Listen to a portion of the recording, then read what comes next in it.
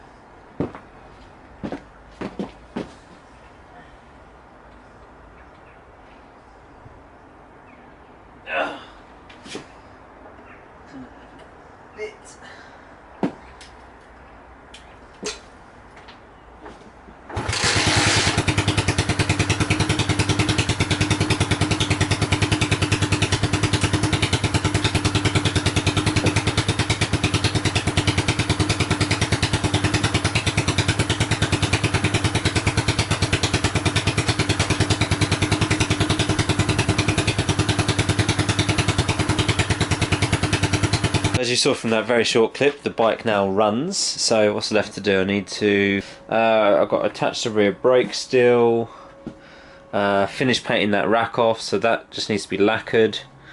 Check the front brake. Yeah, I'll adjust that, make sure it's a bit better. Tighten up the exhaust, put a seat on, put a license plate on, fuel in, and then check the air pressures, and I think it's ready to go. Right, so I've done a lot in the morning. Got the number plate on now at the back. Got to sort this wiring out at some point. I haven't got a panel for this yet, so I need to put a panel on there until I get a panel or sort something out. I might paint one, probably black, and just put it there to cover over all that. Probably leave the other side blank. Oh, I need to put stickers on this bike, very important stickers. I've got to put the front wrap back on and put the seat on, and then I'm ready to take it on the road. I've given it a few test startups and stuff, and it seems to be holding idle all right. I've put the rear brake on now and found the correct, I think that's all the way on. So I need to probably adjust the nut at the back just to nip that up a bit more, and put the front wrap back on, and yeah, it's looking good. Looking good. So yeah, that's all working as well, so that's really good as well. So I guess on to road testing soon. I'll probably have to travel with all my tools, or at least a couple of tools, at least in case stuff starts getting loose, which I'll probably have to go about 10 miles and then check, or something. Go about 3 miles, check. Anything come loose yet? No? Good, okay. So yeah.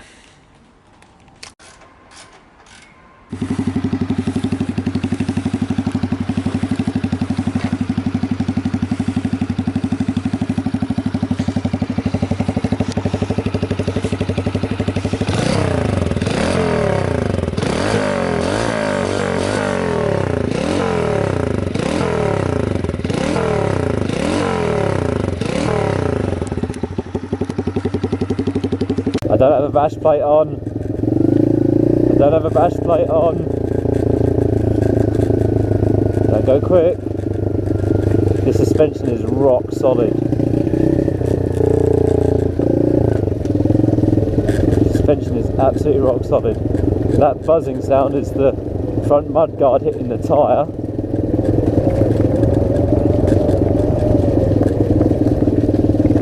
Oh.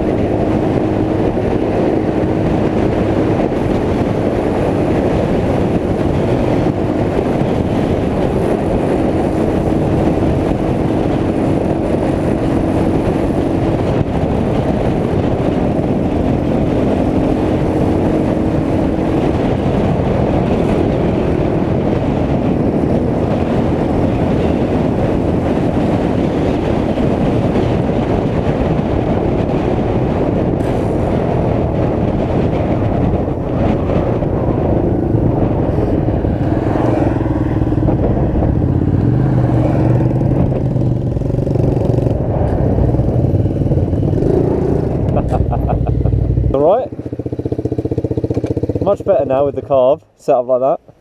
Yeah, don't go too bad. I wasn't going full throttle either. Did you turn your headlight off for a while? Yeah. Oh. I wanted to see if that made a difference with the car, or you know. I thought it was on, then it wasn't, then I saw it was on again. Yeah. No, it's because look where it is. See that? When I hit the indicator, I accidentally hit that. Because that's the light control. Indicator's here. I see. And guess what? The gearing's exactly opposite to how my other C90's set up. What do you mean by opposite? So on my C90, it's forward for first, and then on this one, it's back for first. Oh, is it? Yeah. I don't know what I did. Just do a quick walk around as we're here. So this is the semi-finished product. A few things need to do more. So I've cut down this, as you can see. You know, it's a lot of it's done. I still need to find a kickstart. I still need to sort out the pannier system, which means I need to change these indicators to smaller ones. I still need to tidy up this cable management at the back. Other than that, that is the C90. Don't know what to call it. Probably C Cross Cub 110cc, something like that. Anyway, that's it. I guess I'll splice in a load of ride footage as well, so you can hear it and see what the speeds are like. Oh, in kilometers an hour.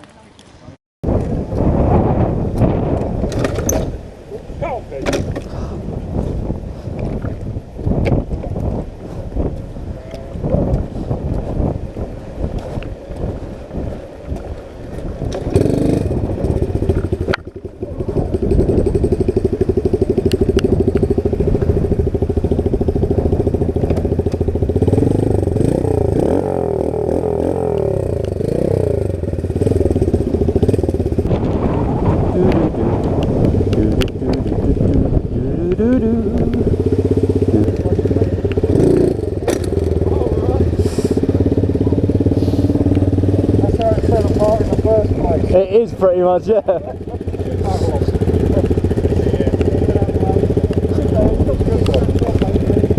Oh yeah, last thing it's got.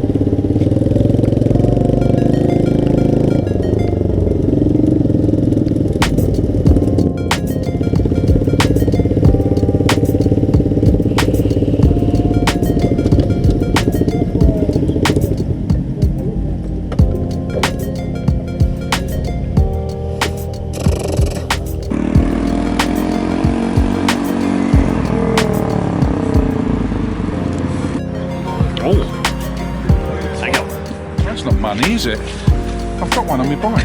Thank you very much, sir. Infant square. Oh, thank you very much. You're a gentleman and a scholar. Ah, thank you, Ada. Here's some extra ones. Yeah. Hello, is that yours? Oh, no, you give me a sticker. You guys already got one. Oh, yeah, you already got two.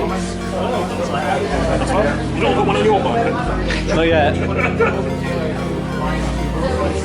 Not yet.